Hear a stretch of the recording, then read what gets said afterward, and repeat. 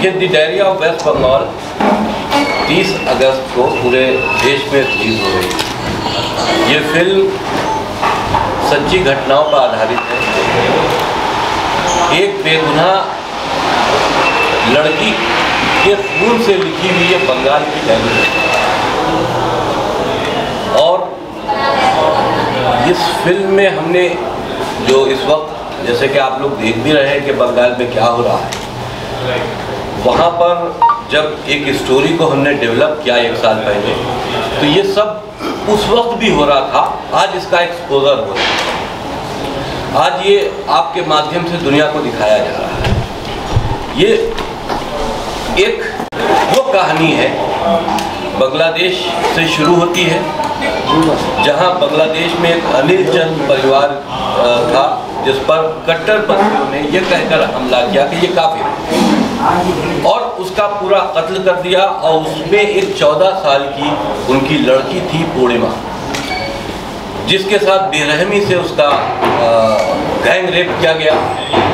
उस वक्त माँ जिंदा थी। माँ ने उन दरिंदों को आवाज़ देकर ये कहा कि अब्दुल अली उसका मेन लीडर था, उसको आवाज़ देकर कहा कि अब्दुल अली एक एक करके करो वरना मर जाएगी हमारी लड़की। इस किस्से को दबा दिया गया, और इस किस्से के बाद छोटे छोटे मीडिया चैनल्स ने उनको एक्सपोज किया।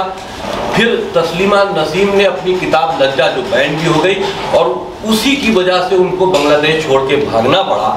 उस किताब में भी इस पूरे वाक़े का जिक्र किया है इस माँ के डायलॉग के साथ। तो हमारी फिल्म वहीं से शुरू होती है, उसी परिवार की कहानी है। उसमें से एक लड़की बचती है, वो भारत इसलिए आती है कि भारत में वो, क्योंकि यहाँ हिंदुओं का बहुल कंट्री है, तो यहाँ पर वो अपने को सुरक्षित समझेगी, और यहाँ पर आकर ह्यूमन राइट्स में यहाँ की हुकूमत से जो उसके साथ, उसके परिवार के साथ जुल्म और ज़्यादती हुई है, उसकी आवाज़ बुलंद करेंगी। लेकिन वो जब आती है तो वो रोहिंग्यास के ग्रुप में फंस जाती है, उसके साथ लव जिहाद भी होता है। उसके साथ जो उसकी 2-4 और हिंदू लड़कियां आई थी, उनके रेप होते हैं, धर्म उनका बदलवाया जाता है ज़बरदस्ती। ये पूरी एक वो कहानी है जो जिहादी मूवमेंट बांग्लादेश में चल रहा है। आज की तारीख में वहाँ पर हिंदुओं का कत्ल होना, या आज की तारीख में वहाँ पर महिलाओं के साथ में बलात्कार होना, ये बहुत छोटी बात है। हाँ, बड़ी तब हो जाती है जब आपके माध्यम से उस चीज़ को उठा दिया जाता है, या कोई बड़ी घटना हो जाती है, तब ये खबर बड़ी होके आती है, वरना ये आम चीज़ें हैं। वहाँ पर शाहजहां शेख का मामला हो, इस फिल्म में शाहजहां शेख का भी एक किरदार है, क्योंकि हम लोग पहले ही उस पर रिसर्च कर चुके हैं। तो हमने रोहिंग्यास किस तरह से आते हैं, किस तरह से बांग्लादेश में उनको आइडियाज दी जाती है, उनकी पूरी आबादी बसाई जाती है, और उनकी जनसंख्या वहाँ बढ़ाकर उनका तो इस्तेमाल गवर्नमेंट सिर्फ अपने वोटों के लिए करती है, लेकिन रोहिंग्यास की गतिविधियाँ पूरे भारत में हैं, और वो एक भारत के लिए एक बहुत बड़ा जिहादी खतरा बनते चले जा रहे हैं। ये बात बिल्कुल छुपी नहीं है, और इसको कहने में कोई एतराज़ भी नहीं। तो इन सारी घटनाओं के ऊपर से पर्दाफाश करती है the diary of West Bengal. Love जिहाद का पर्दाफाश करती है, महिला जो वहाँ पीड़ित है, जिनके साथ में वहाँ बलात्कार हुए, उनकी घटनाओं को उजागर करती है। और बड़े अफसोस के साथ ये भी बात कहनी पड़ती है कि मौजूदा वहाँ की जो हुकूमत है, उनके टीएमसी के गुंडे खुलेआम वहाँ पर क्राइम कर रहे हैं, उनको पूरी छूट है, और वो दहशत का माहौल है। क्योंकि मैंने खुद वहाँ जाकर ग्राउंड रियलिटी देखी है, वहाँ पर एक ऐसा चाइनीज़ एडमिनिस्ट्रेशन है कि वहाँ पर पत्ता भी पर नहीं मार सकता, वहाँ की स्टोरीज भी बाहर नहीं आ सकती। तो जब वहाँ का अस्पताल सुरक्षित नहीं, वहाँ महिलाएं सुरक्षित नहीं, वहाँ पर आम इंसान सुरक्षित नहीं, तो फिर वहाँ की हुकूमत की जो जिम्मेदारी बहुत ज़्यादा बढ़ जाती है। तो हुकूमत किस तरह से रोहिंग्यास को वहाँ सेटल कर रही है, ये भी हमने एक्सपोज किया है। ममता बनर्जी की वहाँ क्या पॉलिसी है उन लोगों को लेकर, जिससे पूरे देश खतरे में की कगार पे आज खड़ा हो गया, उसको भी हमने एक्सपोज किया है।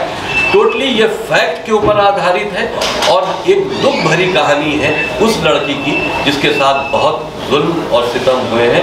ये बंगाल डायरी किसी के खून से लिखी हुई है। फिल्म में आपका क्या रोल है, किरदार आपका थोड़ा बताइए।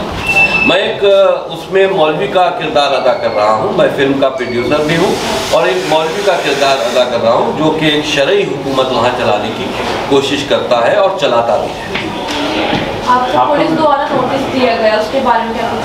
देखिए, ये ममता बनर्जी हमें ये लगता है इस फिल्म के जब हमने अनाउंस किया तब भी उन्होंने हमारी FIR की थी।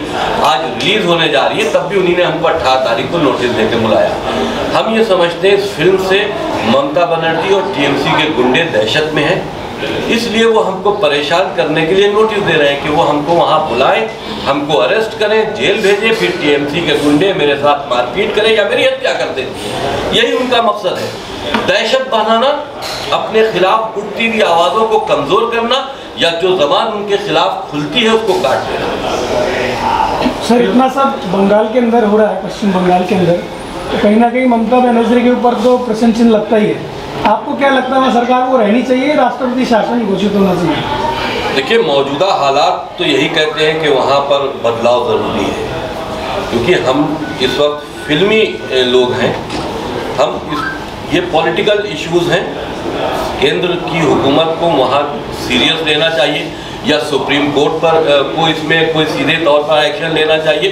तो वहाँ के हालात बहुत डरावने हैं और वहाँ की बढ़ती जनसंख्या जो रोहिंग्यास की है और जो वहाँ पर जिस तरह का आतंक इस वक्त मौजूद है, TMC के गुंडे वहाँ पर जो एक तरह का नंगा नाच कर रहे हैं जुल्म ज़्यादती का, ये बहुत जल्द अगर इसको सही कंट्रोल नहीं किया गया तो ये कहीं ना कहीं पश्चिम बंगाल हवाई हाथ से खिसक ना जाए, कहीं बांग्लादेश के साथ में जाने के लिए बॉर्डर पूरे खोल ना दिए जाए। ये बहुत बड़ा एक सवाल पैदा होता है आज के हालात देखकर। जो बांग्लादेश में हुआ कि वहाँ शेख हसीना को भागना पड़ा, आज वही पश्चिम बंगाल में हो रहा, तो बॉर्डर सब मिले हुए हैं, वहीं से आना जाना सब होता है। तो ये बहुत बड़ा मतलब दुख की बात है कि देखिए जहाँ पर क्योंकि यहाँ हिंदुस्तान में हम किसी मज़हब का विरोध नहीं करते, इंसानियत हर मज़हब इंसानियत को ही सिखाता है, लेकिन कुछ लोग अगर मज़हब में कट्टरता जोड़कर उसको मज़हब से जोड़ देते हैं तो ये उनका काम है, लेकिन इससे पूरा मज़हब या आम हम कहें मुसलमान वो दोषी नहीं है, लेकिन कहा वही जाएगा, कहा जाएगा, मजहब टारगेट होगा। तो ये चीज़ हमारी फिल्म को हिंदुओं को भी देखना चाहिए, मुसलमानों को भी देखना चाहिए कि उनके मजहब के नाम से किस तरह से कट्टरपंथी एक्टिविटीज़ कर रहे हैं, जिस पे आप पे भी सवालिया निशान पैदा होता है। तो ये आम मुसलमानों के लिए भी जागरूक करने का काम। आपकी इस फिल्म को देखने के बाद तो लोगों का ये भी कहना है, इस ट्रेलर को देखने के बाद कहीं ना कहीं सरकार को फ़ायदा पहुँचाने के लिए आप ये सब फिल्में वगैरह ला रहे हैं, जैसे कश्मीर फाइल हो गया, ये बंगाल डायरी वगैरह। देखिए, सरकार को इससे क्या फ़ायदा पहुँचेगा? हाँ, आम इंसान को ज़रूर फ़ायदा पहुँचेगा। जुल्म और ज़्यादती के साथ अगर आप खड़े नहीं हो सकते तो कम से कम जुल्म और ज़्यादती का एहसास दिल में लेकर उनको सपोर्ट तो कर सकते हो। सरकार का क्या फ़ायदा पहुँचेगा? इलेक्शन हो चुका है, सरकार बन चुकी और पश्चिम बंगाल का इलेक्शन दूर है। तो सच्चाई को कमज़ोर करने के लिए और जो चीज़ हमने दिखाई है उसको झूठा साबित करने के लिए इस तरह के अल्फाज इस्तेमाल किए जाते हैं कि ये पॉलिटिकल प्रोपेगेंडा है, ये झूठी कहानी है, ये सरकार को फ़ायदा पहुंचाने की कहानी है। फ़ायदा सरकार को नहीं पहुंच रहा, नुकसान उन कट्टरपंथी ताकतों को पहुंच रहा है जो हिंदुस्तान को कमज़ोर करना चाहती है। मेरा क्वेश्चन आप लोगों से है, already you all are face so much of controversies, police notice, summons, warnings, so how you get all that courage कि आप ये फिल्म कर रहे हो, उसके बाद क्या रेपरकशंस होंगे, उसके लिए क्या प्रिपेयर्ड हो mentally, because already it's a very sensitive topic. So personally we haven't faced anything yet, and also again I'm saying कि हमने ऐसा मूवी में कुछ भी नहीं दिखाया है जो कोई भी रिलीजियस पार्टी या कोई भी पॉलिटिकल पार्टी या कोई भी कल्चर कास्ट को हर्ट करे।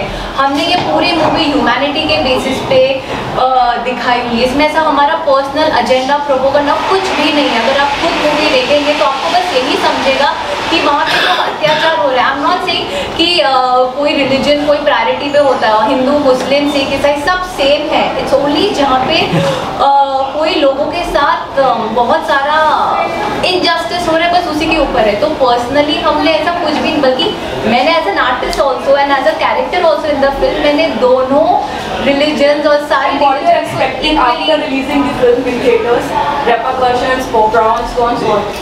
See, as far as everything is happening right now, हम लोग देख सकते हैं कि बांग्लादेश में और न्यूज़ में भी आ रहा है, आप लोगों को पता ही हो कैसे हिंदू लड़कियों के साथ क्या क्या हो रहा है। So many scenes are coming हमारे सामने अभी। तो आई थिंक बॉलीवुड एक जरिया है कि लोगों को ज़्यादा पता चलता है, लोग जाते हैं मूवी देखने के लिए। जब भी कोई मूवीज आती है तो हर लोगों को इम्पैक्ट होता है उससे, और हर मूवी में कहीं ना कहीं सच्चाई होती है। तो मैं बस इतना देखना चाहूँगी कि जो सच्चाई है हमारी मूवी में, जो हमने अभी दिखाया हुआ है, वो मूवी के जरिए लोगों तक पहुँचे और उनको एक्चुअल में दर्द फील हो कि वहाँ पे जो हो रहा है, अभी एक्चुअल में फील हो ही रहा है। Thousands and lakhs of people are on the streets, और जो भी हो रहा है वहाँ पे सारे वीडियोस सर्कुलेट हो रहे हैं। तो आई थिंक जितना लोगों को पता चल रहा है उतना ही ये इशू सेंसिटिव हो रहा है, और हमने ये सब कुछ एक मूवी के जरिए बताया है।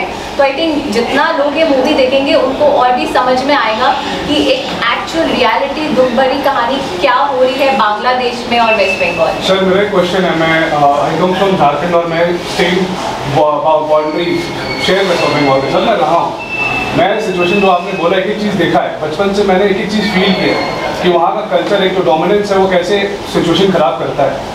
अभी इतना हिंसा का माहौल है वहाँ पे, इनफैक्ट सीएम खुद वहाँ पे रोड पे it's very early that the CM is coming for a protest, जबकि उनको जस्टिस नहीं मांगना चाहिए। तो अभी इतना हिंसा फैल रहा है, आपकी मूवी से क्या लोग ट्रिगर होंगे या वो फिर एक इंस्पायर करके अपने आप को चीज़ों को कंट्रोल करेंगे? मेरे हिसाब से जब कोई असलियत पर्दे पे आती है तो लोग उसको देखकर आगे के लिए जागरूक होते हैं और अपने को कंट्रोल करते हैं, और उन ताकतों को कमज़ोर करने के लिए कहीं ना कहीं पूरे देश से या दुनिया से आवाज़ लेटर्स के माध्यम से, मीडिया के माध्यम से, सोशल मीडिया के माध्यम से कहीं ना कहीं अपनी आवाज़ बुलंद करते हैं, और ये होना चाहिए।